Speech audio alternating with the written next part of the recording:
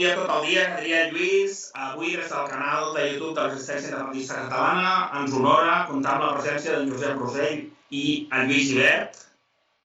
És una conversa llargament esperada per nosaltres i que molts de vosaltres ens heu demanat que tinguéssim, perquè ens seguiu a tots o perquè voleu que teixim ponts entre independentistes lliures. Dir-vos només, si només d'esperar que és el primer cop que esteu en aquest canal, perquè esteu veient això, perquè seguiu en Josep o en Lluís, que en aquest canal teniu les 3 versions de la mentida, teniu els 130 episodis de Radio Adrian, teniu molta feina on podeu veure l'altra cara del procés. I abans de passar-los la paraula, dir això, que estem agraïts i honorats perquè són 2 advocats independentistes, independents, referent de molts de nosaltres i de mi en concret a Twitter, que a part són gent eficient o eficaç, d'èxit i guanyadora. I a part són lliures de pensament i que han excel·lit a la defensa dels represaliats de base. I és per això que estem agraïts i honorats. I com que penso que això és una passa en una molt bona direcció, que espero que es repeteixi en aquest format i en d'altres, vull dedicar aquest programa a en Lluís Botinas, que com a ànima de la Bota Catalana li hauria agradat molt veure aquest programa, perquè ell volia que teixíssim aquests ponts, i que representa el grup dels catalans que ja no veuran la independència perquè des de 2014 ens han deixat. I per altra banda vull dedicar també a la Laia Baró-Massip i a la seva família, l'Eduard, la Ruth i la Neus, que representa un altre sector, que són els joves, que els han volgut avorrir amb un procés llarguíssim i una cosa que ha anat apartant els joves de gran part de la mobilització, que ella està passant un moment difícil del qual sortirà ben aviat i que espero li faci il·lusió que aquest programa que ens fa molt temps a nosaltres l'ha dedicat amb ella. Jo li cediria la paraula a en Lluís o a en Josep, a qui vulgui. Si hi ha coses que sonen molt agosarades, que venen de la meva boca, ells no en són corresponsables. Jo penso que no són clons i que aquí tindrem matisos en algun dels temes que parlarem. I jo, sense més, Josep o Lluís, si voleu, si cal presentar-vos més i si voleu, per començar, a donar una visió general del procés, per després entrar en temes jurídics que són els vostres. Bueno, sí. Sí, hola. Hola. Bona nit o bon dia, depèn del moment del dia que veieu això. Bàsicament, agrair-vos que ens convideu a aquesta xerrada. A nosaltres ens estem encantats de participar en aquest tipus de debats, perquè al cap i a la fi del que es tracta és que anem fent arribar un determinat missatge a la gent, no? Un missatge que, primer, que hi ha país, que ens podem tornar a organitzar un altre cop per obtenir els objectius, que és la independència, i després aquest missatge que també hem de parlar molt entre nosaltres, ens hem de trobar, ens hem d'entendre, perquè l'enemic és molt fort. I no parlo dels espanyols, perquè ja sabem el que són, no és que anem a descobrir res, parlo de l'enemic intern, que és el que treballa pels espanyols, que són els processistes i el règim de Vichy. Aquest és l'enemic que hem d'anar denunciant i destapant, perquè al cap i a la fi és qui impedeix que tot això triomfi. Anirem parlant, suposo, de més coses. El que sí que també vull fer una petita matització i és que, com que m'ha dit el David, jo vull dir-ho a sensu contrari, en aquest sentit, si el Josep o jo diem alguna cosa, la diem a títol personal, sisplau, no és culpa del David, és totalment culpa nostra.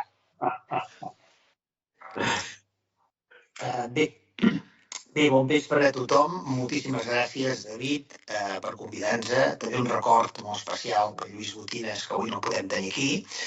Nosaltres, en Lluís i jo, formem part d'un equip internacional d'advocats, que bàsicament som independentistes, però el tret més important és que som independents, no treballem per ningú que no sigui la nació catalana en el seu conjunt, i a partir d'aquí hem fet una sèrie d'accions, algunes agosarades, i gairebé totes, totes amb èxit. Estem molt actius a xarxa, reconec que ens agrada, ens agrada molt estar al Twitter, però bàsicament és que és l'únic mitjà que tenim per comunicar algunes d'aquestes accions.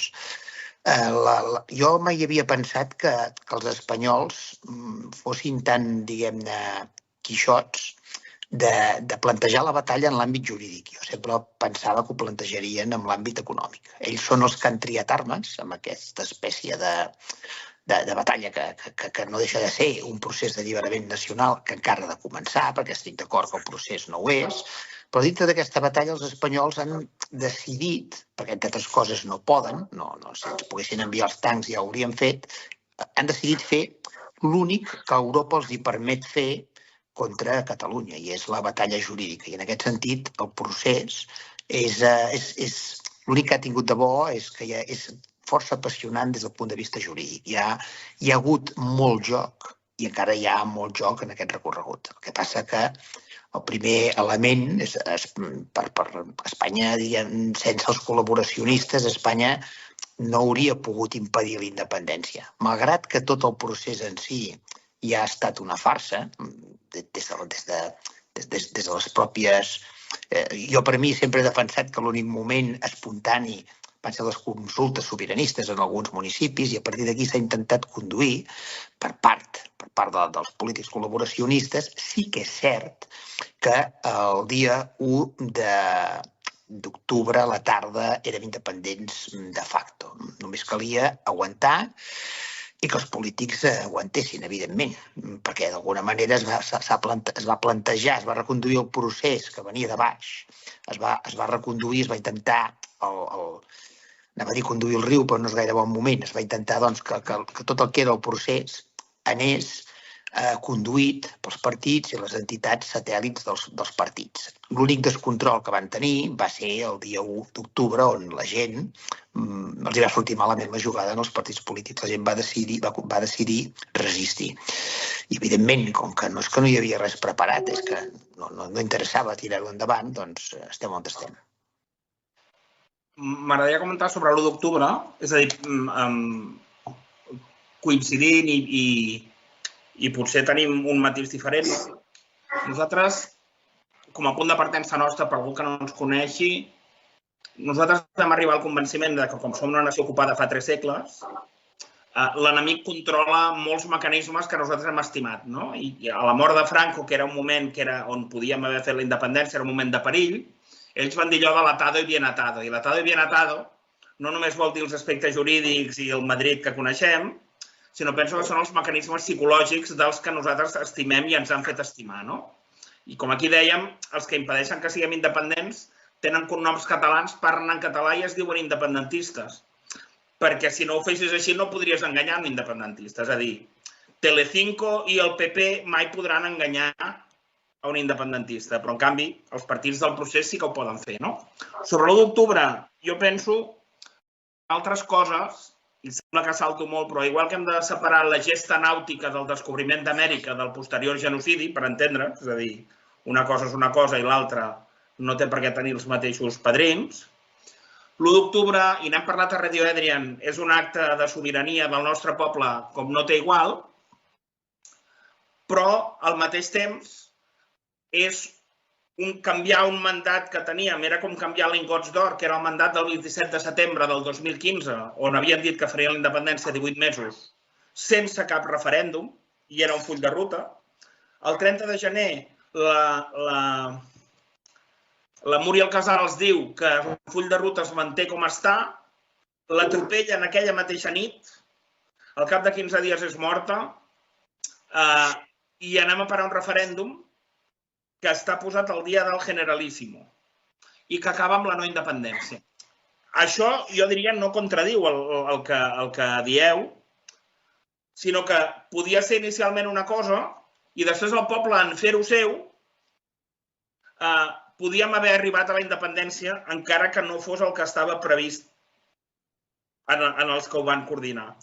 Però aquí l'única cosa, i que això ho deixarem per quan ens jubilem o per petit comitè amb en Josep, és que quan ell diu que érem independents de facto, si no fos que la gent que dirigeix el procés està posada allà per impedir que això passés. És a dir, el que nosaltres anem vivint com a coses que van passant i com a esdeveniments que la història ens hi va portant, nosaltres interpretem que això té un guió, que és un guió que quan es canvia ja la DUI del 2015 pel referèndum i es posa en aquest dia concret, a mi em dona mala espina, no? És a dir, si es posa el dia 1 d'octubre per netejar la data, ens ho haguessin dit. O sigui, si la broma és contra Madrid, diguem, i la poso l'1 d'octubre, que era el dia del Generalísimo, se n'hauria fet bombo, no? Quan això ho hem de descobrir fent memòria, a mi em fa la impressió que la broma és contra nosaltres. I per això crec que l'1 d'octubre no estava previst que fóssim independents. La prova és que vam guanyar el referèndum, no en van ser, i per mi obre la porta a la gran traïció del 27 d'octubre, que nosaltres vam dir en el mateix moment, en un programa Radio Edre, en el programa 19, que no s'havia declarat res, que penso que vosaltres coincidiu en que no es va declarar la independència el 27 d'octubre, però que això té efectes molt clarificadors i molt greus, perquè tots els partits i tots els mitjans de comunicació i tots els comunicadors que tindrien l'obligació de dir-nos-ho, tots van callar.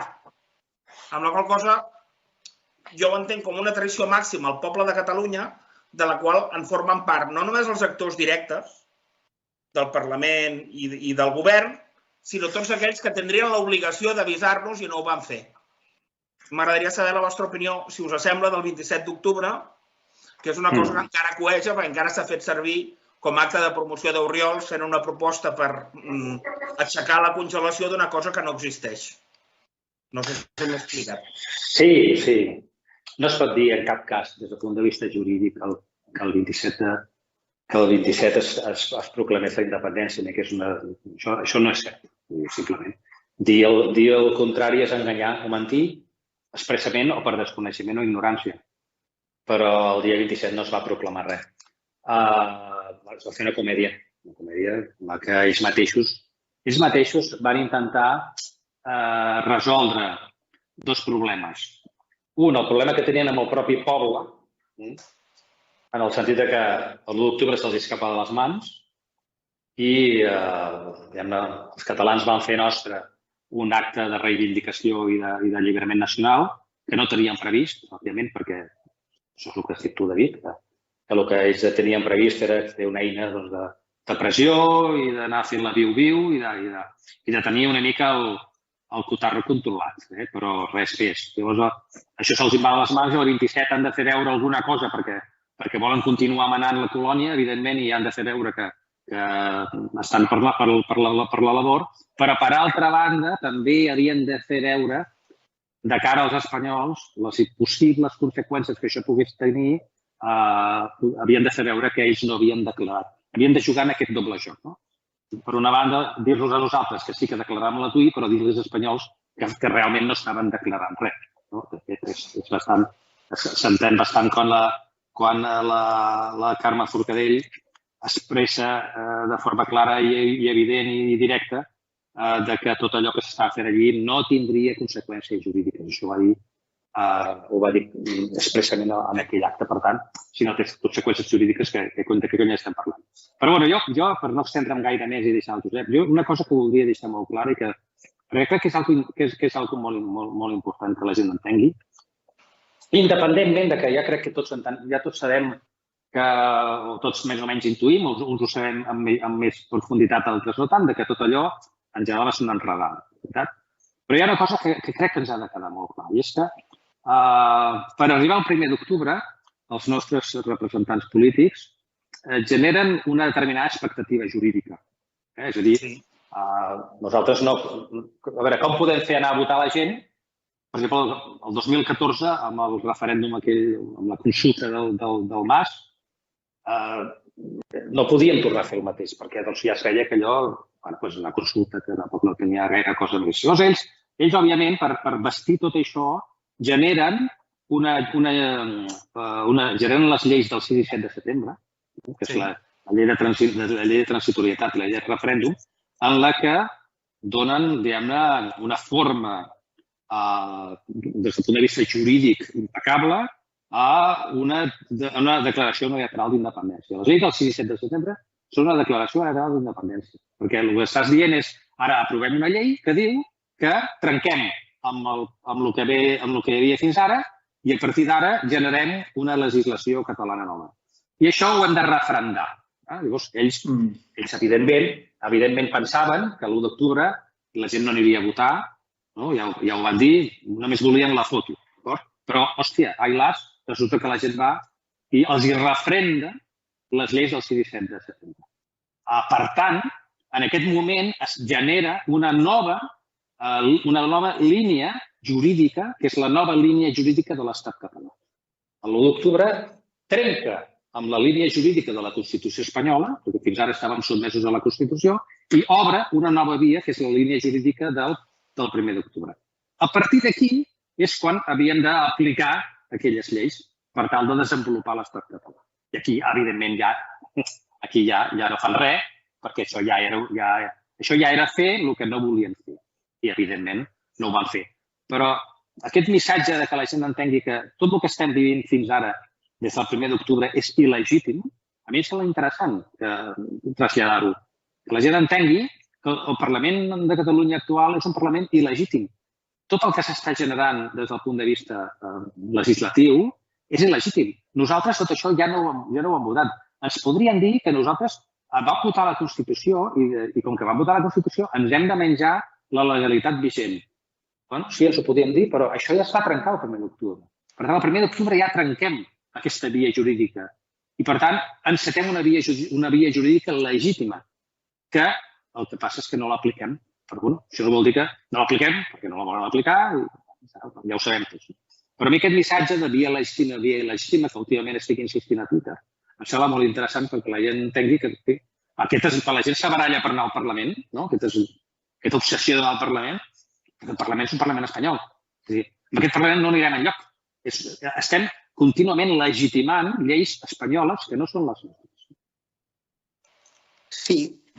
No, bé, jo diria, seguint el fil del que explica en Lluís, jo diria que no tenim institucions catalanes d'ençà 1714, tot el que tenim són institucions espanyoles a Catalunya, el president de la Generalitat és el màxim representant de l'estat espanyol a Catalunya, i això és conseqüència de que quan Franco mor al llit, per poder entrar a Europa, els hi van exigir una sortida, sobretot pensant en els bascos, que eren qui realment tenien influència amb Giscard d'Estaing, fins i tot amb el Vaticà, que es donés una sortida. I les minis autonomies catalana i basca, la basca no és tan mini, però és autonomia d'alguna manera, tampoc això que diuen que són independents tampoc és ben bé així, ve perquè és el blindatge jurídic que Espanya ven al món per excloure el dret de l'autodeterminació.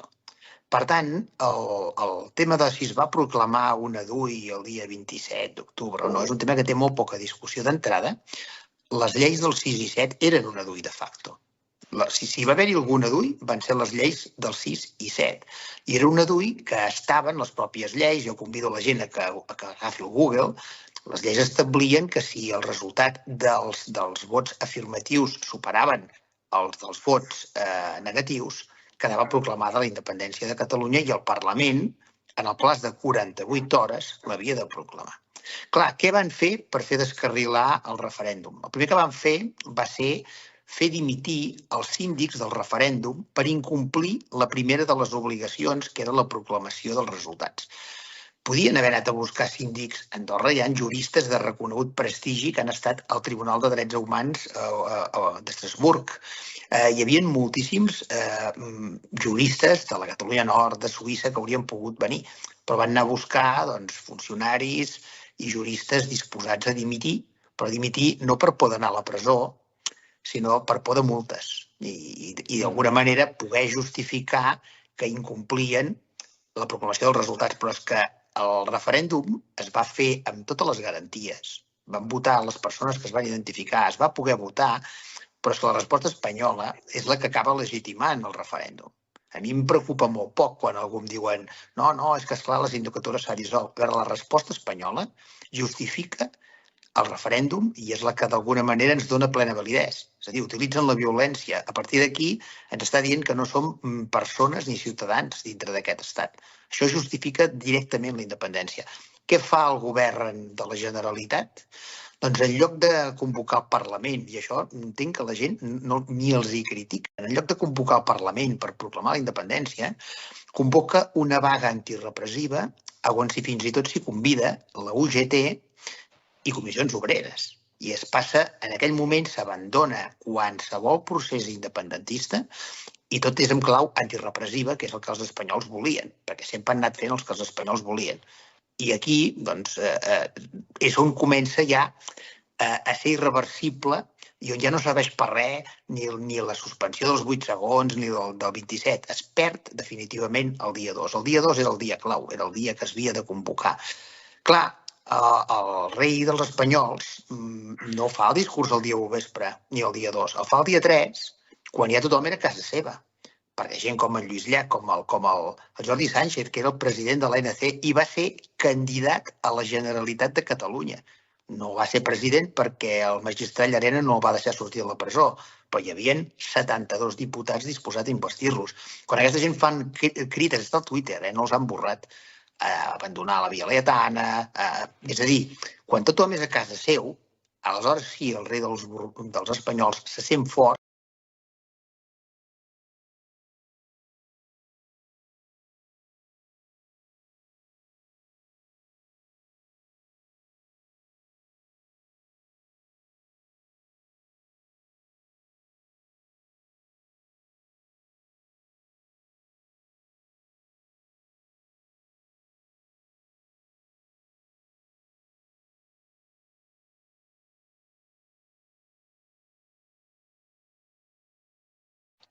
Tenia una trucada i no sé com evitar-ho del telèfon. Ara mira, ja no m'enrotllo més.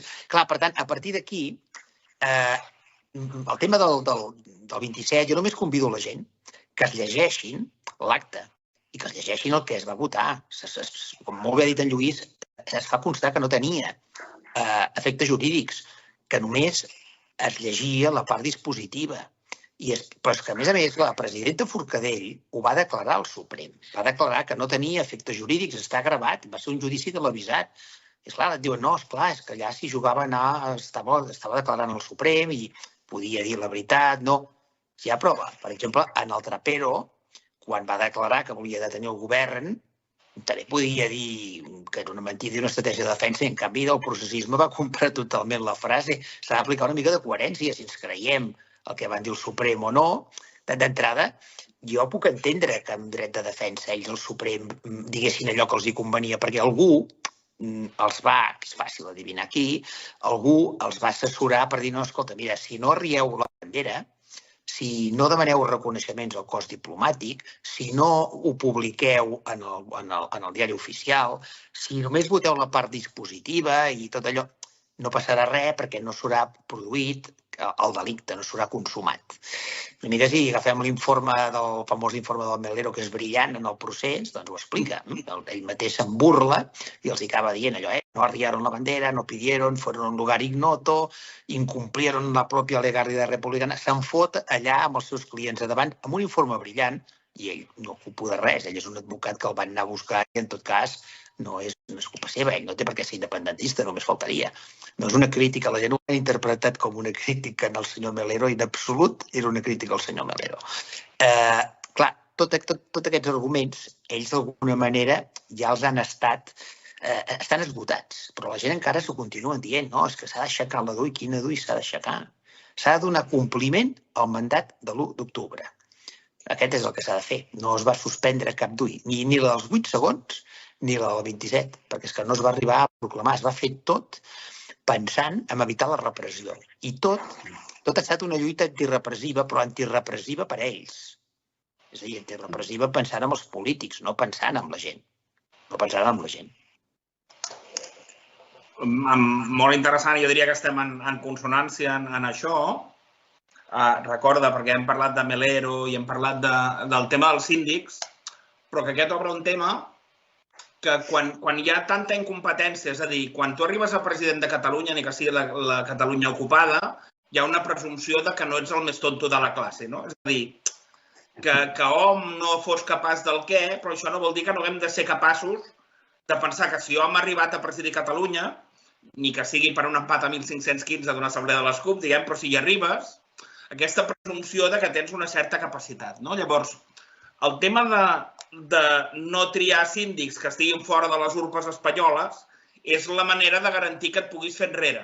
És a dir, els referèndums es poden fer per fer la independència o per impedir-la i que sembli un accident. Nosaltres a Radio Adrian, com a la mentida, parlem de que, hosti, hi ha moltes maneres d'enganyar amb un referèndum. A Grècia van votar en contra de les mesures duríssimes i al cap de 48 hores els hi van aplicar triple, és a dir, van dir no a una cosa i l'endemà es van passar el referèndum per sobre. El d'Escòcia, amb això que m'ha comentat dels síndics, demostra que hi ha molts paral·lelismes. A la mentida parlem de com van enganyar Escòcia, de com van enganyar Catalunya, de com ens manipulen. A Escòcia van acordar no fer enquestes a la sortida, destruir les actes immediatament i no tenir cap eina de fiscalització dels resultats. Això em sembla cosí germà de triar uns síndics que són necessaris per aprovar els resultats, però que són síndics que a la primera de canvi abdiquen, diguem. Llavors, crec que el referèndum tenia aquesta funció. Però has obert un tema, Melero, que nosaltres a la mentida és la seva intervenció dient que no es va fer res del que es faria. Em sembla un tall que diria l'he vist a Twitter també amb tu, Josep, i potser també Lluís, que clar, obre una cosa molt important, que és els advocats haurien de ser una peça important en un procés jurídic a la independència, no? I aquí jo n'apunto 3 i no sé si per ser companys de gremi si voleu fer passaparaula ho entendré, però que a mi em sobta, jo només soc llicenciat en dret, però que es pugui triar un no independentista per defensar independentistes com és Melero, algú que ha ajudat a muntar Ciudadanos, diguem, o que ha gravitat en aquella òrbita. Algú com Alonso Cuevillas, que publicat per l'Operena, està publicat, era una persona que duia la bandereta espanyola fins fa no tants anys al rellotge i que hi ha elements de Falange i d'Opus que van impedir que tingués problemes quan era delegat del Col·legi d'Advocats de Barcelona. O Boye, que em perdonin la gent que s'ho hagi tret a la UNED, però el millor advocat que podem trobar per defensar el president de Catalunya ens l'ha de proporcionar els comuns mitjançant ascens. Ha de ser algú que es treu la carrera als 37 anys per la UNED i ha de ser una persona que està acusada de terrorisme, que és una cosa que ja ens diuen sempre els independentistes. És a dir, per mi és un meló el tema de per què es trien advocats, amb quina finalitat, però que per mi, evidentment, no és la finalitat de fer la independència, perquè si no, no triaries aquests. Insisteixo, aquest és un del cas que l'opinió és meva i si no voleu parlar de col·legues de professió, ho entendré i ho respectaré. No, sí, cap problema. Si a més a més nosaltres obertament hem parlat moltes vegades d'aquests temes. I és una cosa que a vegades se'ns ha criticat, però crec que és important que aquestes coses se sàpiguen. Nosaltres, en qualsevol cas, no discutim mai sobre la feina tècnica dels companys, en aquest sentit, perquè cadascú té la seva, tampoc a nivell públic, criticar la feina d'un altre company, ho pots fer, però tampoc no porta, no és una cosa que dugui lloc. El que sí que és evident és que en un procés d'alliberament nacional el fet de tenir uns determinats advocats també forma part de la política. És que em sembla obvi. I com que forma part de la política i nosaltres podem criticar obertament i públicament la política, doncs també podem criticar determinades designacions.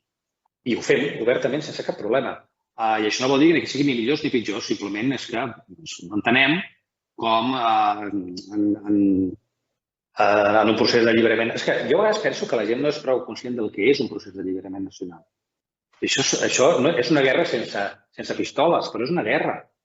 I en una guerra t'has de rodejar de les persones que creus que faran la guerra amb tu, per entendre's. La gent llavors diu, no, és que s'han d'agafar els millors advocats. Home, què vols que et digui? Primer, que tampoc no crec que siguin els millors advocats, perquè nosaltres coneixem el ram i sabem quins són els millors advocats. Però és que ni que siguin els millors advocats, també hi ha advocats independentistes que són bons i que tampoc no cal ser cap llombrera per fer segons què. El que has de tenir són les idees clares i has de tenir els convenciments evidents. I això que al final és molt eteri, al final se demostra d'una forma pràctica, per exemple, amb l'advocat Melero, que jo crec que la seva defensa tècnica al judici del procés va ser de les millors, fixa't tu el que et diré, perquè ell va defensar el que havia de defensar d'una forma tècnica, res a dir, però, clar, ara recentment hem descobert que no presenta recursos davant del Tribunal Europeu de Drets Humans i diu que s'ha equivocat. Jo primer no m'ho crec. Jo no em crec que un advocat del prestigi, el senyor Melero, se li passi una cosa... Els advocats ens podem equivocar en moltes coses. Però en no presentar escrits dintre de termini, això ens equivoquem poc, perquè és que nosaltres això no ens podem equivocar. I si en un moment determinat no ho fem pel que sigui i el tribunal ens requereix fins a 2 vegades perquè presentem un escrit, ni que sigui per pura prudència, presentes l'escrit. És que és una cosa que és inconcebible. Per tant, està fet expressament. I està fet expressament perquè el senyor Mas, del sistema, per entendre's, li diuen que això no ha d'anar més enllà. I perquè el Tribunal Europeu de Drets Humans el que estan intentant evitar tots és que condemnin d'una forma dura els espanyols. Per això hi ha l'amnistia i per això ara no porten els recursos del tema del 9-N, no els porten al Tribunal Europeu. Per què? Perquè no es pronunciïn, perquè Espanya no s'ha de veure involucrada en aquest tipus de condemnes i els d'aquí els ajuden. I com els ajuden? El senyor Mas li diu al senyor Melero: senyor Melero, no presenti vostè un escrit d'això perquè el tema quedi resolt. Ja està. Això m'ho diu a mi el Mas i jo l'engego a fer punyetes. I tu em diràs: no, és que tu ets advocat i has de fer el que et diu el client. No, jo puc dir-li al client que jo no vull continuar amb aquell client i s'ha acabat. I escolta'm, jo, senyor Mas, això jo no li faré perquè això per mi és un insult als milers i milers de persones que han posat els seus dinerets a les caixes de resistència per pagar-li a vostè les multes i que ara vostè això s'ho passa pel forro dels collons i no arriba ni a una mínima condemna al Tribunal Europeu de Drets Humans. Això és un insult a aquestes persones. I per tant, com que jo soc advocat independentista i jo no vull insultar la meva gent, jo això no ho hagués fet mai. Òbviament al Melero li és igual. Per tant, per això ho fa. I aquest és un exemple de per què t'has de rodejar en un procediment d'alliberament nacional, t'has de rodejar d'advocats que com a mínim siguin independentistes i que vegin les coses, entenc jo, com corresponen en el nostre pla. Bueno, Josep, te passo la paraula. No, jo també, per nosaltres ens agrada mullar-nos i aquest tema és un tema que no obviem, és a dir, es trien advocats que no són independentistes, precisament perquè és més fàcil. Un advocat independentista, segons quines coses, no les farà. Jo posaré un exemple. Quan nosaltres hem defensat represaliats i els represaliats, alguns ens han dit: escolti, miri, és que jo voldria arribar a un acord amb la Fiscalia, doncs, en uns termes, i jo li he dit: vostè té tot el dret a arribar a un acord amb la Fiscalia, perquè és la seva llibertat, però jo no faré un acord amb la Fiscalia dient que vostè ha comès un delicte perquè crec que vostè només ha exercit el dret de protesta. I moltes vegades els represaliats sempre, en el meu cas concret, sempre m'han dit: no, doncs fem el judici, i sempre l'hem guanyat. Clar, aquest és un relat que no interessa en el sistema de Vichy. Interessa un relat de fer pena i buscar plaer contínuament dins la derrota. No els fa por guanyar. I per tant, dintre d'aquest relat de fer pena i de que tinguem por dels espanyols, els interessa tenir aquest relat, perquè el tema principal, no només això, sinó que els interessa també controlar els represaliats. I moltes de les organitzacions d'advocats processistes, en el fons, han estat creades per controlar també els represaliats. És a dir, quan el Parlament de Catalunya dona medalles i organitzacions d'advocats van a recollir-les, estan recollint medalles d'un Parlament que els seus 2 partits exercien l'acusació particular contra els seus represaliats. És a dir, a mi em pot venir un client espanyol que el defensi, però el senyor Pérez de los Cobos, el coronel, quan el van acusar de tortures, ell no va anar a buscar un advocat independentista català o basc. No m'hagués vingut a buscar a mi. És que, en fi, hagués estat claríssim en aquest tema. Per tant, la crítica no és pels advocats. La crítica és per les persones que els han anat a buscar. Jo, amb algun represaliat de base, si ell vol dir qui ho va fer-ho, ja ho dirà, però en el cas del Carles Ruiz, va tenir pel seu compte de Twitter recomanacions d'altíssimes persones del país perquè canviés d'advocat. Perquè el tema, lògicament, els interessava que demanés l'amnistia o que fes, perquè era un cas que tenia bastanta importància perquè la part contrària era el magistrat Llarena, el magistrat, diguem-ne, estrella de l'acusació del procés, perquè és el que va dictar les ordres de presó, i si bé Marchena, per mi, és el jurista, diguem-ne, més referent del Suprem, el que estava més a peu de platja sempre va ser el Llarena. Per tant, esclar, d'alguna manera, el que ells volen amb això és controlar-ho. I amb això estan, i l'amnistia no deixa de ser que d'alguna manera han negociat amnisties. Per exemple, un dels que ha negociat l'amnistia, perquè ho ha dit a Twitter, és un dels que va fer de síndic, dels que va dimitir, que el premi... Tots els de la sindicatura han tingut premis, o han acabat de diputats o consellers. Això és molt curiós perquè tots són juristes de gran prestigi, però sempre necessiten... O sigui, un metge de gran prestigi o un advocat de gran prestigi no ho deixa per poder fer de diputat. Ajuda al procés d'una altra manera, perquè la gent no poden deixar les obligacions. Jo no podria acceptar un càrrec de diputat. Bueno, la meva dignitat m'impediria ser diputat per alguns dels 3 partits processistes. Abans, jo vull fer un matís, perquè quan he parlat de les institucions, jo vull dir que, per exemple, nosaltres hem col·laborat amb la gent que estan... Per exemple, jo amb els d'Alerta Solidària sempre hi he tingut una relació excel·lent i estan les antípodes ideològiques meves, però ells mai han recollit medalles, sempre que hem defensat algun represaliat, ells estaven al costat, ens hem entès.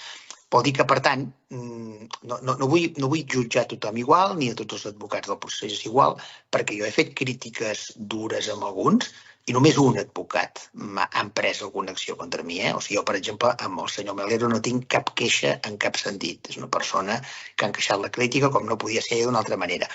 Però i acabo amb aquest tema. És a dir, el tema dels advocats és importantíssim perquè és el camp de batalla que han escollit els espanyols. És com el fet de dir, no, és que en català, si jo hagués fet un dels advocats del procés, ho hagués fet el judici en català, perquè es pot fer. Perquè googlejant pel YouTube veureu com els bascos han declarat en euskera i amb una mampara de vidre. Vull dir que, per tant, es pot declarar en català a Madrid. No hi ha cap problema. El senyor Santiago Espot, amb el famós tema de la xiulada, va declarar en català, més enllà de la discrepància. Jo pugui tenir millor polític o no. Ell va declarar en català a Madrid. Es podia, és a dir, el senyor Marchena no els hagués tallat el micro per declarar en català. I esclar, diuen, no, és que nosaltres no hem fet cap crítica.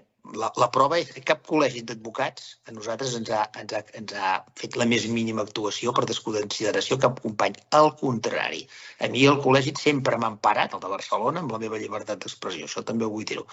Un col·legi unionista, a mi sempre m'ha emparat, curiosament, més la llibertat d'expressió que els processistes.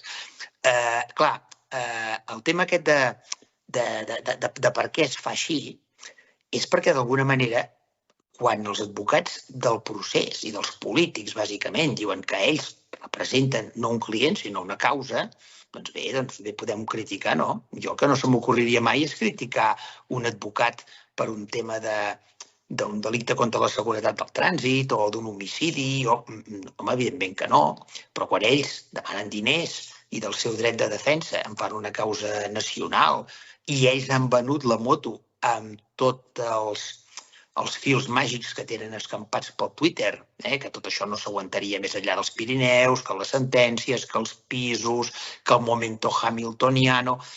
Clar, resulta que ells poden vendre la seva propaganda, però nosaltres no podem criticar. I no és que els molesti la crítica, és que els molesta la discrepància i que hem estat durant molt de temps l'única veu dissonant, perquè abans ens haurien linxat per fer aquest programa i ara jo quedo parat de persones que no m'ho hagués pensat mai que estan obrint els ulls, però massivament. Una cosa, perdona, David, perdó, petit matís també. Amb el tema dels advocats, clar, és que aquest tema és el nostre tema. Llavors amb això li podem donar molts toms, Però un altre exemple, no? És a dir, això ho podem criticar obertament perquè això no és fer d'advocat, de defensar un client davant d'un tribunal, sinó que és una acció absolutament política. Quan fan la llei d'amnistia, envien els advocats, els seus advocats, i els envien a negociar amb els espanyols la llei d'amnistia. Això els advocats independents, nosaltres això no ho haguéssim fet mai. Primera, perquè estem en contra de l'amnistia. No de l'amnistia, sí, de l'amnistia, evidentment, perquè l'amnistia, a més, representa, tal com diu la llei, la normalització de les relacions institucionals i socials entre Catalunya i Espanya. Això és la llei d'amnistia. Per tant, un advocat independentista mai s'asseurà a negociar res, a negociar una llei que el que fa és normalitzar les relacions amb l'enemic. Això és impossible. Això només ho poden fer els advocats que són espanyols. I per això lloguen advocats espanyols, perquè aquesta feina la fan els advocats espanyols. Ja està, si és que és molt fàcil d'entendre, no hi ha més.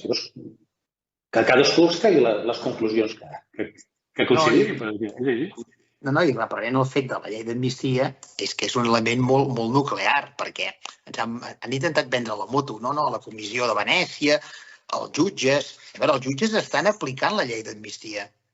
L'estan aplicant amb el mateix biaix que van aplicar el delicte de rebel·lió per suspendre'ls dels càrrecs i per processar-los per un delicte de rebel·lió que permetia fer el que no hagués permès fer la revisió. És a dir, encara estava més mal aplicat que la llei d'amnistia. Per tant, interpretar la llei és aplicar la llei.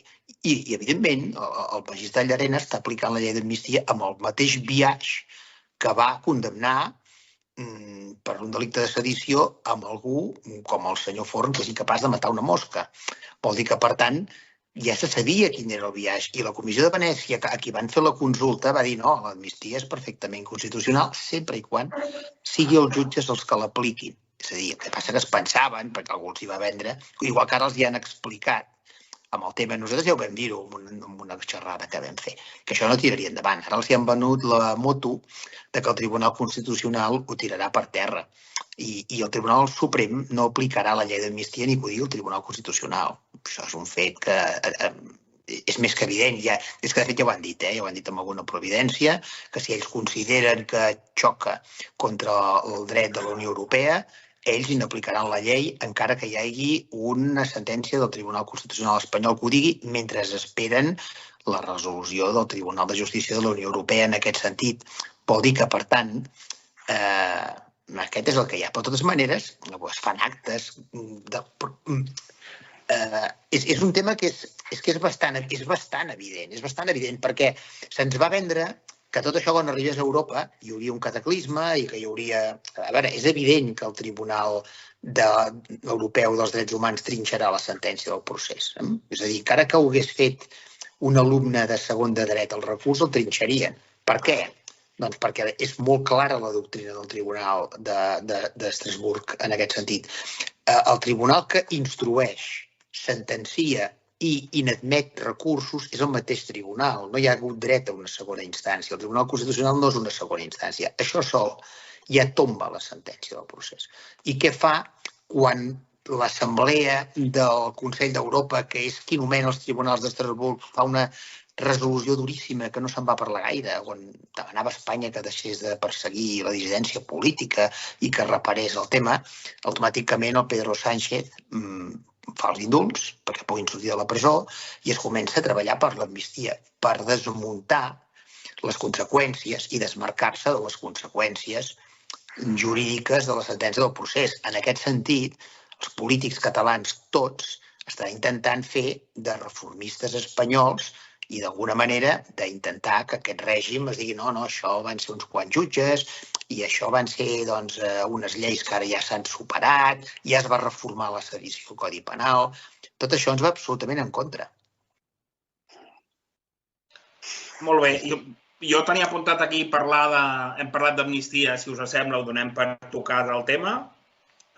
Sobre l'abstenció, que em sembla ben coincidint demanar a les darreres catalanes, si voleu en parlem, però queden uns minuts. Jo crec que hem cobert bastant la part de per què no hem fet la independència i estaria bé donar idees de com la podem fer, que era una mica el títol que vam triar per fer això.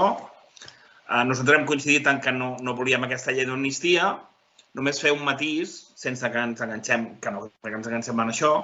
Nosaltres al programa 19 de Radio Adrian, que vam fer la mateixa nit del 27 d'octubre, vam anticipar que érem traïts pels nostres i, per tant, alguna cosa s'ha de fer perquè gent que ha treballat més que ningú per impedir la independència, que són els que nosaltres vam votar perquè la fessin, puguin tenir una sortida. És a dir, que clar, aquí nosaltres sempre parlem del xou de Truman com una visió cinematogràfica, no? I això, al final estava escrit perquè el procés, com ho entenem, és l'estratègia espanyola per impedir la independència i que sembli un accident, i per tant, ells, coses que nosaltres anem vivint com espontànies i deslligades de la resta, des de Directe 68 entenem que forma part d'una estratègia, que això encaixa amb el que heu explicat. Agrair-vos molt el tema dels advocats.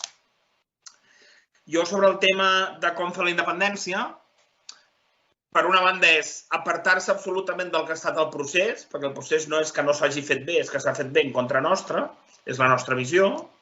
I aquí nosaltres fa un any, però això no caduca, diguem, perquè encara un any no és res en termes històrics, proposaven una triple via. I vosaltres, si en teniu d'altres, o si milloreu les nostres, endavant.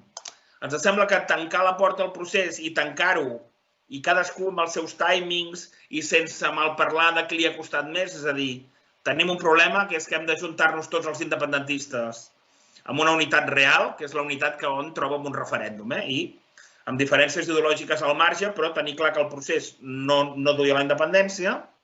I nosaltres fa un any proposàvem una triple via, que és que se sàpiga la veritat del 17 d'agost, en la qual ens han mentit d'una manera molt bèstia, que ara seria molt llarg d'explicar aquí en els minuts que ens hem donat, però que tenim un directe en aquest mateix canal on explica que res del que ens han explicat del 17 d'agost ni a Madrid ni a Barcelona, que és on hem de començar a enfocar. És a dir, la traïció a la independència s'impedeix més des del Parlament de Catalunya que des de Madrid, diguem, perquè els que fan les accions destacades les fan aquí. I això és emocionalment més dur, però és que fer la independència alguna dificultat ha de tenir, no? Si no estem disposats a patir dany emocional de deixar d'estimar aquells que hem estimat des de que naixem, hosti, potser no ens ho mereixem. Una via seria això. I aquí hi ha els mateixos advocats i per això em preocupa el conflicte d'interès. Que de les víctimes del 17 hi hagi Alonso Cuevillas, que com a advocat del president de Catalunya i hispanòfil té un doble conflicte, per una banda amb l'administració catalana quan hi ha l'atemptat i per altra amb Espanya, em preocupa. Una segona via, que nosaltres ja he de dir, com que assumim que no hi ha cap altre partit, diguem, que planti cara a això, nosaltres hem iniciat les accions internacionals per via consular i amb una carta a la ONU dient que el procés ha estat un engany que ha impedit la independència que el poble de Catalunya vol i que donin veu a la versió alternativa al procés per poder-ho fer. I clar, fent això, ens adonem que és una cosa que haurien d'haver fet abans, però no s'ha fet perquè el procés no anava de debò. Perquè si algú ho hagués fet, primer els estranyaria més les coses que diem, és a dir, diria, què diu ara? I no és la reacció que obtenim. La segona és que dirien, miri, nosaltres ja tenim interlocutor per això, que és tal partit o tal referent, no és el que estem rebent. I, per altra banda, te n'adones que fer això, que és el que farien totes les nacions ocupades, que és anar a buscar ajut internacional, clar, és incompatible amb cobrar un sou al Parlament ocupat i ocupant, no? És a dir, jo quin paper faria? Jo no seria capaç d'entrar en un consulat representant la resistència independentista i em diguessin, escolti, però vostè està cobrant dels ocupants en una institució ocupada i ocupant, no?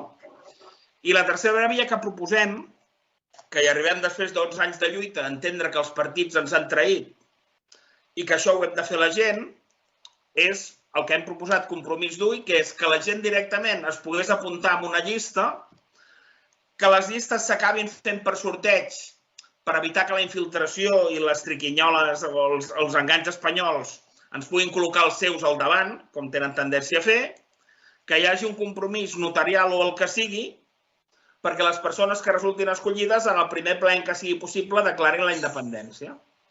I això ens estalvia tamallazos, ens estalvia, és a dir, té un component també que es podria fer via insaculació, és a dir, el component d'atzar per fer les llistes a càrrecs públics, i també té, entenem, una cosa que s'incompleix sistemàticament, és que aquí tu votes una persona perquè t'ha promès no sé què i l'endemà se'n pot oblidar absolutament del que t'ha promès i t'he segrestat el teu vot durant 4 anys. El fet aquest, entenem, que seria donar, és a dir, seria un mandat no representatiu, sinó un mandat directe. Tu votes algú perquè faci la independència i ell té l'obligació contractual de fer-la.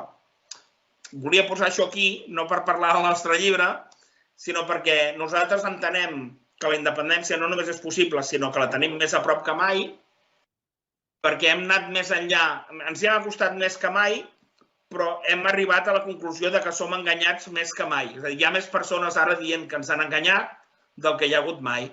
I crec que hem de tenir la capacitat de teixir les aliances, els ponts, personatges diferents, amb enfocaments diferents, per poder-ho fer. I des d'aquí, per mi, ho dic ara al final, com ho he dit al principi, és un motiu de joia que dos referents com vosaltres ens heu donat el temps de poder coincidir aquí. I ja, pilota per vosaltres. Josep, vols parlar tu, que dius que has de marxar? I jo ja tancaré. Bueno, sí. No, jo, a veure, la pregunta és, no contestaré el que sempre contestem de com s'ha de fer la independència, no contestaré allò tan típic de jo seré moltes coses, però jo no em vaig presentar unes eleccions prometent coses que no tenia intenció. No, jo crec que la independència l'hem de fer sobre una base. Tenim un mandat d'un referèndum, que és el mandat de l'1 d'octubre. Referent a la moció que va presentar l'Oriols, que molta gent m'ho demanava, no, això no invalida res. El mandat d'un referèndum no el pot invalidar cap jutge, cap Parlament, ni cap tribunal, ni cap govern. Només el podria invalidar el poble amb un altre referèndum. Per tant, nosaltres tenim un mandat vigent que legitima la independència i legitima qualsevol cosa per tal d'aconseguir-la, perquè la resposta espanyola, i això en dret internacional, la jurisprudència, convido la gent que busquin resolucions i sentències per Google, és amplíssima. La resposta espanyola legitima el referèndum i això s'ha explotat poc. S'ha explotat poc, és a dir, quan la gent està votant i tu utilitzes la violència per impedir que la gent pugui exercir el dret d'autodeterminació, que el tenim, el dret d'autodeterminació no cal que ens el reconegui ningú, no el tenim. El tenim perquè som una nació i això no té... El tema és com l'exercim, aquest dret. I davant d'aquests, la resposta espanyola dona ja la sortida perquè tenim dret a viure en un estat propi que no ens tracti com a subciutadans ni com a ciutadans de segona. Com s'hi arriba a l'antiga, com la mostassa, sempre s'ha arribat de la mateixa manera. Desobediència massiva, però el problema és que no hi ha cap líder que tingui la legitimitat per demanar això. Però està tot inventat. Aquí se'ns han venut, jo he vist gent i acabo, se'ns han venut la moto de dir no, és que Espanya no és Suècia. Això ja ho sabíem. Però anem amb compte que Espanya, avui m'he barallat amb algú a Twitter, m'ha dit no, és que Espanya, l'estat espanyol tampoc va fer tantes coses per impedir la independència després d'haver-nos atonyinat, perquè el dia 27, és a dir, que la majoria dels polítics van agafar l'AVE i un taxi per anar-se a entregar ells mateixos a l'Estat del que suposadament es volien independitzar i la resta es va quedar col·laborant amb el 155 a la Generalitat. És a dir, la resposta espanyola era previsible. A Espanya, si ens hagués pogut enviar els tancs o fer una resposta l'any 39, per ganes no els hi faltaven, però això no ho poden fer-ho. Per tant, no és tan difícil fer la independència, però falta que algú amb credibilitat tiri endavant. Jo crec que la gent hi serà perquè la gent s'apunta molt a projectes guanyadors, s'ha de bastir ponts, evidentment s'han de fer des de fora. Jo crec que la via de fer-ho des del Parlament, hi ha trens que et passen un cop a la vida, i la via de fer-ho via eleccions, presentar-te, ja es va fer, ja s'ha fet una llista unitària, com molt bé has dit tu, es havia de presentar, ja havia de fer la independència, tal com molt bé va dir la Muriel Casals, al cap de 5 minuts d'haver guanyat, és a dir, la falsa derrota que ens va vendre l'Antonio Baños en unes falses plebiscitàries. Aquest és un tema que tu l'has dit moltes vegades. Però evidentment, jo sóc optimista i crec que la independència, d'alguna de les maneres, acabarem assolint-la perquè és inevitable, perquè Espanya ens hi ajudarà i perquè no tindrem cap altra opció. Arribarà un punt que la gent anirà obrint els ulls. Amb l'abstenció hem fet molt forat, Hem fet molt forat amb l'abstenció. Jo crec que jo estic molt sorprès del forat que hem pogut fer amb l'abstenció. És un tema que mireu com està Esquerra. S'està succecant tot i mireu com està, per exemple, moltes de les coses les hem posat en contradicció, cadascú amb el seu matís, els tres que estem aquí. Quan dèiem abans, home, escolta, una persona que cobra de diputat autonòmic i ens vol fer creure que està al Consell de la República, a la Resistència, jo dèiem que això seria com si el De Gaulle hagués cobrat del Petén. No s'ho haguessin cregut ningú. És a dir, tot això ja s'està desmuntant. I quan es desmunti tot, podrem construir un procés de debò, de veritat, i acabo, però jo crec que sí que hi ha una cosa que podem recuperar i és les cares, la il·lusió i el coratge que va tenir el poble el dia 1 d'octubre. No podem passar pàgina de l'1 d'octubre. Amb independent de que puguem discrepar de com s'hi arriba, a les 2 del migdia, jo al col·legi que vaig col·laborar i que estàvem, recordo que amb la gent gran jo els hi vaig dir, amb gent que no han parlat català en la seva vida, els hi vaig dir, mira, si ve la Guàrdia Civil o la Policia Nacional, marxeu la gent gran. I et deien, a mi me han echado de mi casa, jo me quedo aquí. És a dir, jo quasi vaig plorar. Ho teníem a tocar i només calia aguantar, mínimament, perquè ens mirava el món i es mirava Europa. El que no ens miraven era abans. I tot el tema, no, és que vam cercar reconeixements i no en vam tenir. No, home, dir que vas cercar reconeixements i no te'n van donar com a prova de que per això no els vas demanar és absurd. És a dir, els reconeixements venen quan els demanes. Proclamar, demanar reconeixements, publicar-ho i desobediència massiva que la gent hi era. Així es farà. Moltes gràcies, doncs, Josep, i seguirem i com ens agradi aquí guanyarem. Gràcies de debò. Us deixo perquè tinc una altra reunió. Una abraçada als dos. Gràcies. Moltes gràcies. Adéu. Si tu hi vols posar llacet. Sí, amb el Josep, òbviament, coincidim en que la via del 1 d'octubre per nosaltres és molt important. I això vol dir que, per el que us he dit abans, perquè enceta una via legítima, jurídicament parlant, trenca amb la Constitució i enceta una nova via jurídica que ens hi hem d'aferrar, perquè és una via jurídica absolutament legítima, legitimada per les urnes, és a dir, avui en dia, al segle XXI, estem davant d'un procés eminentment democràtic, tot tenint la independència, i en aquest sentit hem de continuar, ens hem d'agafar de tots els avantatges que això ens donen, i això ens ho dona el 1 d'octubre. Per això intenten eliminar el 1 d'octubre. És a dir, portem molts anys en què tots els partits polítics ens estan explicant que volen fer un altre referèndum. Això no és res més que dir oblideu-vos d'allò, allò no serveix per res. I no sols ho diuen d'aquesta forma, sinó també ho diuen explícitament. Molta gent, molts militants, diuen no, escolta'm, ja no parlem del passat. Allò va passar fa 7 anys. És igual. Hi ha constitucions que tenen 200 anys. El temps, això no caduca en el temps. Allò és evident que va existir i, per tant, és una de les coses que tenim. I, a més a més, la tenim fins i tot reconeguda en alguns textos jurídics. Hi ha sentències a nivell europeu que no és que reconeguin l'efectivitat del referèndum, però sí que reconeixen que a Catalunya van fer un referèndum d'autodeterminació. I això en els textos, hi ha sentències que així ho mencionen. I, per tant, si ja tenim textos jurídics que reflecteixen aquesta realitat, és una realitat que a nosaltres ens sembla que és important continuar-la. Jo no sé si és la millor, potser n'hi ha una altra, no ho sé, jo no soc cap visionari. Potser algú ara em diu, no, farem un altre referèndum i ho guanyarem. Hòstia, jo tot això no ho veig, primera perquè és que ara ja no enganxarem. Allò del 1 d'octubre va ser alguna cosa que els vam enganxar per sorpresa, a tots. Els espanyols els vam enganxar per sorpresa. I els d'aquí també, perquè és el que tu dius.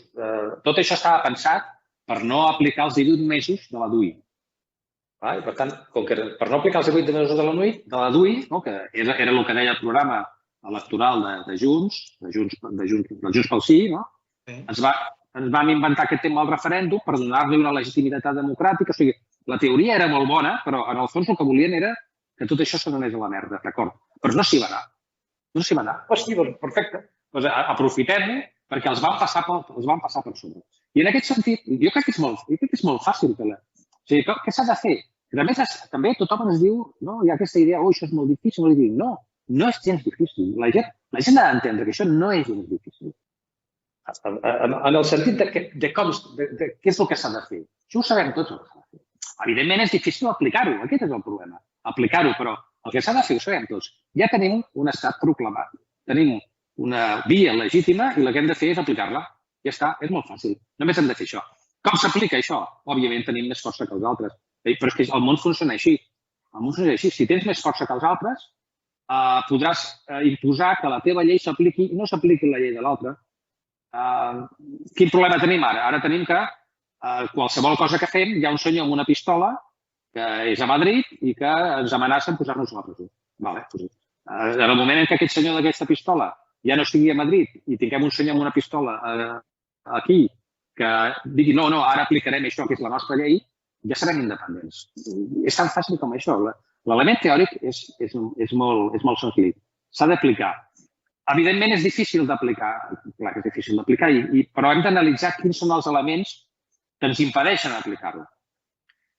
I el primer que ens ve al cap és que és a Madrid que no ens ho deixen fer. Sí, és veritat. A Madrid no ens ho deixen fer. Però els primers que no volen que ho fem són els d'aquí. Són els partits d'aquí. El processisme d'aquí. Bitxí. El terme bitxí és molt adequat en aquests casos. Són els primers que impedeixen que l'estat autonòmic es rebenti, perquè els interessa continuar dins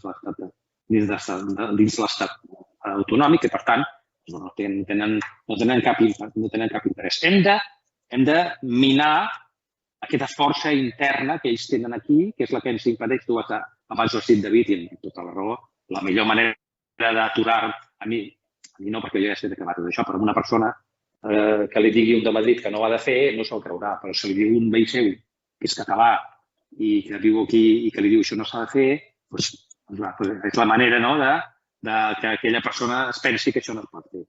Perquè li diuen des d'aquí. I això és el que hem d'intentar anar minant. I això ja vam començar-ho a fer amb l'abstenció. No ho han comentat, però l'abstenció era això, és això. És treure poder al sistema d'aquí, treure-li poder. Que al final diu, mira, és que ara resulta que hi ha un senyor Illa que mana al Parlament. Bueno, que manin. És igual, si tampoc el Parlament no serveix per res. És un Parlament espanyol que té un pressupost finalista d'un percentatge ínfim. Vull dir, quasi tot el pressupost del Parlament ja està destinat a educació, a sanitat, i cada vegada pitjor. Cada vegada tenim menys recursos. Vull dir que això cada vegada és pitjor. Això no serveix per res. Que manin ells, ja està. El que nosaltres hem de fer és que aquesta gent que impedeix que nosaltres siguem independents cada vegada tinguin menys poder. I aquest és el tema. I a partir d'aquí, això seria molt llarg, intento fer un resum. A partir d'aquí també hi ha moltes accions. Ara nosaltres, la majoria estem parlant amb molta gent, perquè jo crec que això que estem fent aquí també és molt important. És el tema de tendir ponts, no? Perquè hi ha molta gent que ho veu, tot això que estem dient aquí. Hi ha molta gent que ho veu, hi ha gent activa que ho veu, hi ha gent que fa coses i estem tots com a molt desconnectats els uns dels altres. I això hauríem de començar també a intentar-ho resoldre. No desconnectar-nos entre nosaltres, diguem de la dissidència, la gent que estem fora del sistema, perquè això es farà des de fora del sistema. Des del sistema no es farà, ja us explicaré per què. La gent que estem fora del sistema, tornar-nos a interconnectar per aunar esforços, perquè al final tots pensem el mateix. Perquè tu, aquestes qüestions que ara has posat damunt de la taula, també les pensem nosaltres.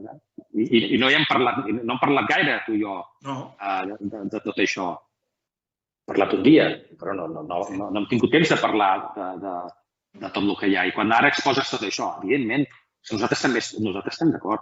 Hem de trobar espais fora del sistema on els catalans tinguem veu, on els catalans lliures ens puguem desenvolupar. I ens estan intentant fer veure que aquests espais només estan dins de l'autonomia.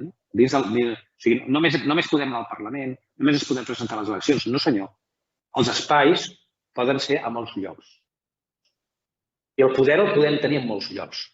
I són aquests llocs els que hem d'anar treballant i hem d'anar acumulant poder fora del sistema, perquè el sistema no serveix. El sistema l'únic que fa és controlar-nos. I en això també estem, no? Això que has dit tu dels consolats, doncs això són coses que s'han de fer, efectivament. I les heu fet vosaltres doncs perquè us ha vingut fer-ho així, sense coordinació de ningú, i perquè és una bona idea.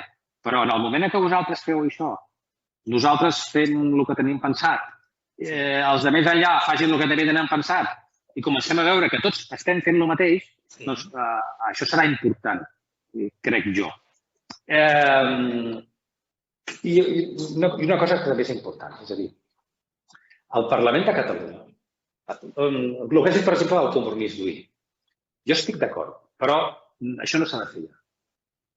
És a dir, al Parlament només hi hem d'anar quan ja sapiguem que guanyem, des del meu punt de vista.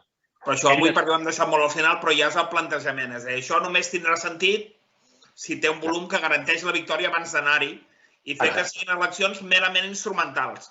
No per l'endemà a renyar-se els... Perdó, que t'he tallat, però... No. I estem absolutament d'acord. Era això. Els que ara van, els que ens diuen que hem d'anar al Parlament... És la bala de plata. Allò s'ha de fer sabent segur que has guanyat. Totalment d'acord. Allò és l'última fase. Exacte. Allò és l'última fase. O sigui, hem de generar un poder nosaltres mateixos i quan tinguem aquest poder, llavors fer-ho tombar tot. Llavors sí, el Parlament... Mentre hi hagi censura i mentre no ens puguem veure fàcil entre nosaltres, no, però ho volíem posar sobre la taula perquè el fet de posar-ho sobre la taula i que ningú en parli i que no se'n parli enlloc ja és tornar a demostrar que tot el que és estructural ens va a la contra. Perquè, clar, si tots els partits i tots els mitjans i no se'n parla i es parla de qualsevol collonada, és una demostració més que res del que és estructural ens va a favor i ens ho hem de muntar pel nostre compte. Però això la gent també és una cosa que jo també entenc. Jo entenc que, segons com... A veure, la gent a vegades no mou tota aquesta informació i es queda una miqueta a la superfície. I com que rep sempre inputs, diguem-ne, dels mitjans controlats, és molt complicat tombar-ho tot això. Però per exemple, quan estàs defensant l'abstenció, no? L'abstenció és per anar desgastant aquest sistema. Però això costa molt de fer-ho entendre perquè la gent necessita votar alguna cosa, perquè si no manen els altres. Tots aquests conceptes de marc mental espanyol, perquè els marcs mentals són... Nosaltres vam inventar el terme electopatia. Perdó, no et volia tallar, però... Sí, no, està bé. És a dir... Ens estem votant a sobre i encara que totes les opcions són diferents, legitimem la tauromàquia, diguem. Correcte, però al final, i amb tota la bona fe o no ho sé, hi ha gent que es presenta a les eleccions i diu que hem de fer política des de dintre, etcètera, que hem d'ocupar tots els espais. I això ja, la bona o la mala fe de tot això, ja ho deixo pels altres. Però la realitat és que ocupar espais espanyols, el Parlament és espanyol, ocupar aquests espais no ens ajuden en res. No ens ajuden en res. Al contrari, quin és el missatge que estem enviant? El missatge que estem enviant a tots els nivells és que nosaltres ens adaptem a aquest sistema. És que els catalans, la minoria nacional catalana... Clar, la minoria nacional catalana ja té els seus drets polítics garantits en la participació del sistema autonòmic. I, a més, legitimem la via il·legítima de la Constitució espanyola. Tot això és el que estem fent participant de tot això. És a dir, presentar-se en les eleccions catalanes és una punyalada darrere l'altra contra tot aquest discurs, que jo crec que és la solució. Per tant, costa, ja ho sé, és difícil que tot això vagi quallant, però jo crec que entre tots hem d'intentar aconseguir que tot això ho anem tombant. I ja està, és això, és continuar la legitimitat del 1 d'octubre, tenir prou força, tenir prou força avui en dia no vol dir tenir les armes, perquè d'armes de moment no en tindrem, o sigui, no sempre ens guanyaran amb armes. Això, a no ser que canviï tot molt i hi hagi un daltabaix, no podrem anar muntant a lluitar contra els altres, de moment. Però en un primer moment haurem de buscar altres sistemes de poder, que hi són. I cada vegada el món ens porta a que els sistemes de poder són cada vegada més diversificats i també fins i tot més lliures. I ara posaré un exemple, per exemple, amb el tema de les xarxes socials. Les xarxes socials, que a nosaltres ens han donat molta visibilitat, nosaltres no es coneixeria ningú. Si nosaltres no sortim enlloc, ja ho ha dit el Josep, una vegada... És bon senyal, diguem, en aquest món pervers que vivim, que no sortiu enlloc vol dir que jugueu amb els vots. Correcte. Bé, d'acord, però el fet de no sortir enlloc, evidentment, és una feina que ells utilitzen amb molta precisió per evitar aquest missatge. I l'únic lloc on tenim unes repercussions és a Twitter. És un espai lliure. Com a exemple d'espais que es poden anar generant amb les noves tecnologies, amb els nous temps, espais de poder que s'han d'anar aprofitant per tal de que, al final, a mi m'agrada molt aquesta frase, de que els catalans lliures puguem tenir veu, no? És una frase molt bonica, molt, no? Però és que m'agrada molt, però és que és molt real. Si no ens dotem una mica de veu, ara mateix no tenim veu enlloc. Ahir o abans d'ahir tenia una discussió a Twitter sobre això del Trump i tal, que si convé, si no convé i tal. Molt bé, però és que al final jo deia, però és que nosaltres és igual. Nosaltres, el Trump no sabrà mai el que pensem, perquè nosaltres som una regió espanyola, no tenim veu. El Parlament no existeix. És el que tu has dit. Has d'anar tu als consulats per explicar coses. Aquí no hi ha ningú que faci aquesta feina, perquè nosaltres, jurídicament i políticament som espanyols. No tenim cap veu i cada vegada en tindrem menys. Aquest és el problema. Cada dia tindrem menys veu. Per tant, aquesta veu l'hem de fer sentir, l'hem de fer sentir en tots aquests espais i així farem la independència. Ja està. No és més que això. Doncs, si tu no vols afegir res més, jo agrair-vos de tot cor que heu estat amb nosaltres, agrair l'entusiasme i les vies que porteu. Jo avui he après molt. Crec que som exemple dels ponts que hem de seguir tendint. Gràcies, seguirem i guanyarem. Moltes gràcies a vosaltres. Moltes gràcies, Lluís. Moltes gràcies, Josep. Ànims a tots. Bona nit. Adéu, adéu-siau. Bona nit, adéu. Adéu-siau.